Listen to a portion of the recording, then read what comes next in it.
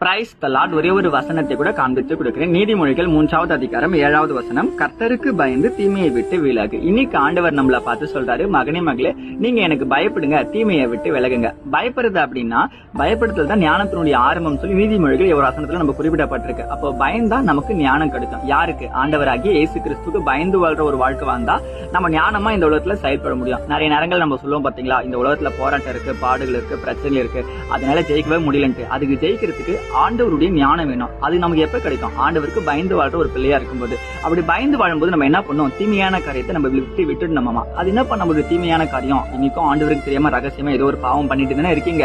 ஆண்டவருக்கே தெரியாம, ஆண்டவருக்கு தெரியாது, என் ஃப்ரெண்ட்ஸுக்கு தெரியாது, நான் இதை பண்ணிட்டு தான் இருப்பேன், எப்படின்னா இஷ்டப்படி நான் இருப்பேன்னு சொல்லி நீங்க நினைச்சுட்டு இருக்கீங்க. ஆனா ஏசப்பா அந்த பாவத்தை பார்த்துட்டே இருக்காரு. ஆனா அது யாருக்கும் சொல்ல மாட்டாரு. நீங்க என்ன பண்ணுங்க?